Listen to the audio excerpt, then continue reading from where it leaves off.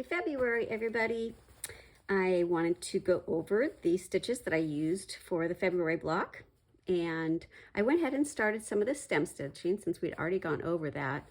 But as you can see, my thread wasn't quite long enough, so I'm going to show you some things to think about when you come to this type of situation where you need to start in the middle of a line and you're using variegated thread. The other thing I wanted to mention that I forgot to mention before is I generally use a pretty long piece of thread when I'm stitching, which normally is not a problem at all. For some reason, I have found, so I want to share with you, the Valdani 12 weight in this red, it doesn't hold up as well if I do too long of a piece. So I try to keep my pieces around 18 inches. It's a lot shorter than I normally do, but that seems to really help. So when you're starting up, what you want to do is make sure you're using the same color of thread.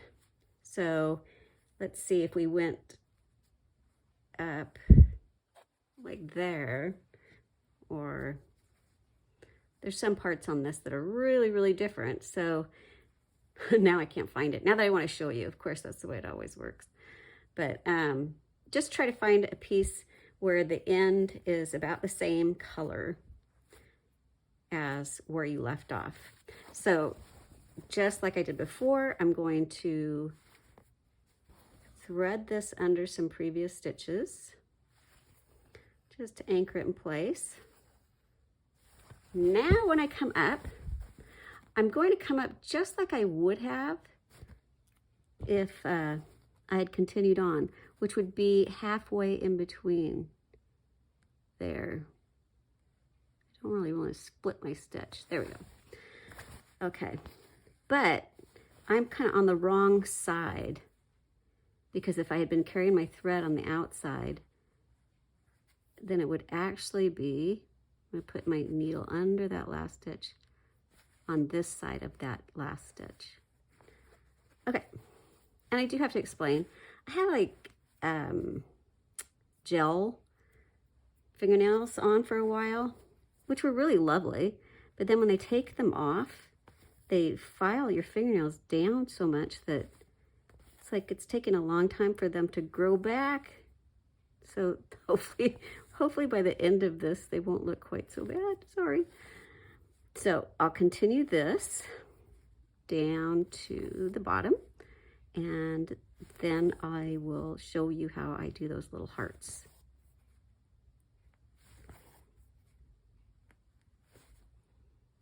Okay, I will show you the hearts next time.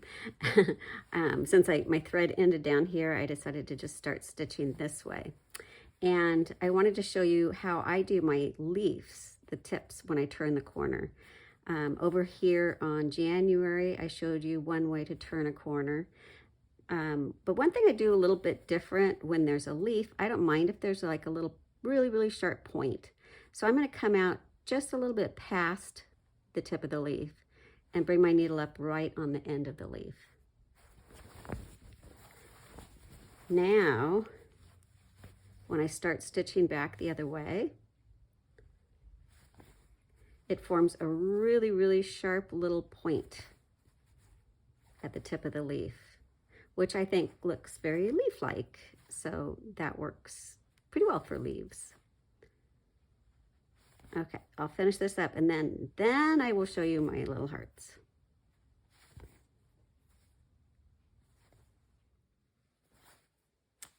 Okay, so to do these little hearts, it's 2 little fly stitches. So you start at the base of the heart, you put your needle down at that little V at the top of the heart, and then take your needle up on the highest point of one of the arches of the heart. You can see that there. And you're going to carry your thread under the needle, pull it away from you, just like that, and tack it right on the other side of that stitch. And now you have half a heart. And how easy was that? Now we do the same thing on the other side. So we're going to start at the base, put the needle down at the V, and then up again at the top of the little arch, and the thread goes under the needle And there you have a completed heart. So even though this looks pretty filled in, it's a really pretty easy thing to do. I'll skip over here and I'll continue these hearts and get these finished up. I'll do one more here for you. So that's the thread goes under the needle so that it's kind of anchored in there. Pull it a little too tight. And then just put the needle down right on the other side of the thread to hold it in place. Needle at the bottom, I'm carrying the thread up around the top of the heart. The thread goes under the needle.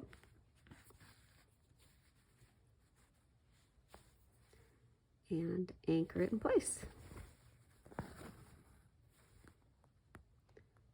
skip down here and do this one. Okay, I'll meet you back here in a second. So I have put a hoop on here. I know I said before that I don't usually use a hoop, but there are some stitches where it's really, really helpful, and this is one of them. This is going to be a basket weave, and these are really long stitches. So if you don't have it in a hoop, it's going to be really hard to keep that nice and flat. So first I'm going to do the vertical stitches.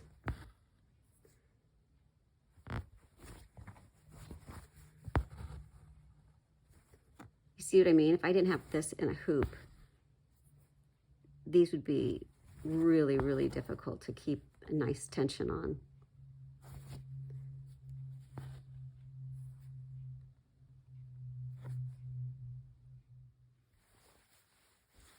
So I've done the vertical rows, and I'm going to do the horizontal rows.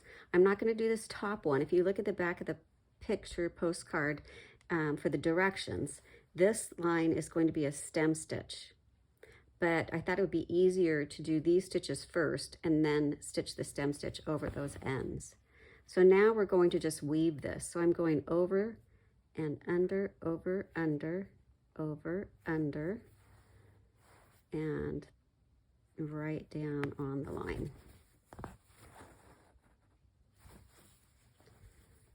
And then come up a little ways down on the next line, and we're going to do just the opposite, just like a basket weave. So it went over there, so now it's going to go under, over.